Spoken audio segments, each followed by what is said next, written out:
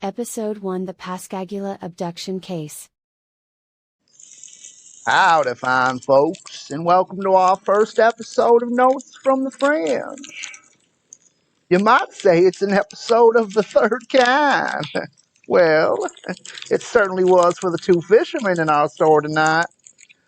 So buckle in, buckaroos, and let's take a deep dive into one of the most enduring and perplexing cases of potential extraterrestrial encounters you've never heard of. That's right. Whether you believe in alien life or not, this bizarre and fascinating tale will definitely give you something to think about, especially because it remains unsolved to this very day.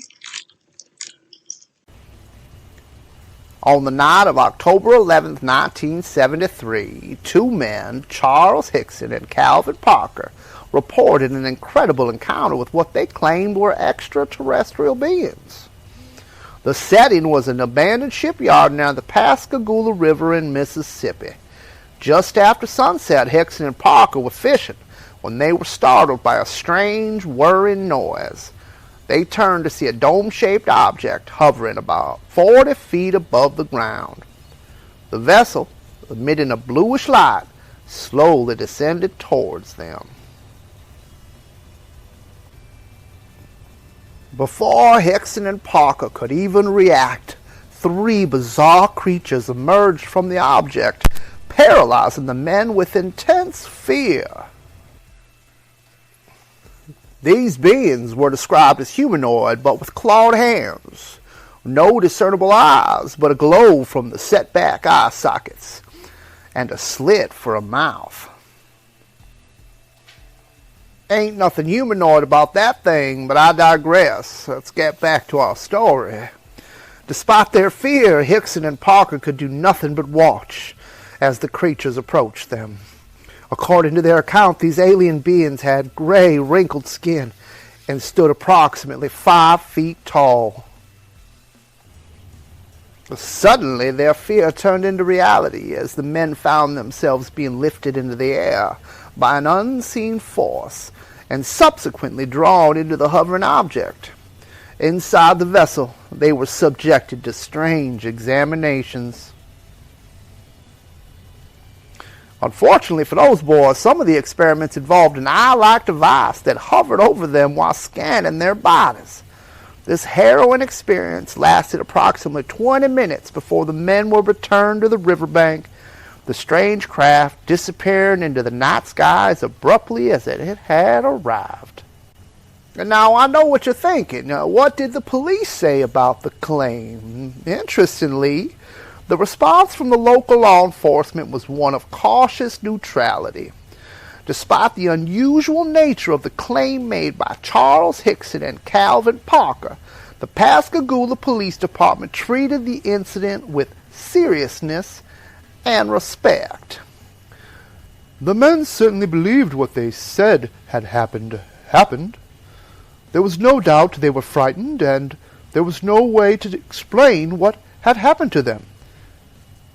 These were the words of Captain Glenn Ryder, who was on duty the night Hickson and Parker reported their encounter.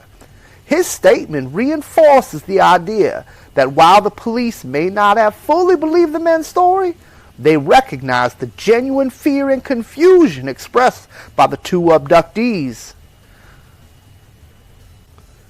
Further points of interest regarding the police reaction include recording the conversation. Unbeknownst to Hickson and Parker, the police secretly recorded their conversation after they were left alone in the interrogation room. The recording revealed that their story remained consistent, adding some weight to their claim. Lie detector test. Hickson passed the lie detector test, while Parker, who was extremely distressed at the time, was not tested. However, Parker passed the lie detector test years later, when he felt ready to discuss the incident. Medical examinations. Both men underwent medical examinations after the incident.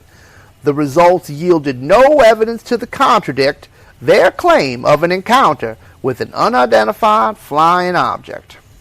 While these actions by the police do not confirm the veracity of the abduction claim, they do highlight the seriousness with which this case was treated. The Pascagoula Alien Abduction Case remains open and unexplained to this day. In the annals of the unexplained and the bizarre, the Pascagoula Alien Abduction Case stands out. It is a story that continues to baffle investigators and enthusiasts of the unknown. Well, that brings episode 1 and Notes from the Fringe to a conclusion. I hope you enjoyed the content. I hope you enjoyed learning about a new case.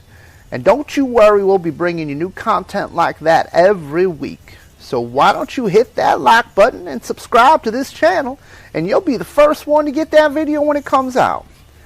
Until then, buckaroos, you have a good one and keep an eye on those skies.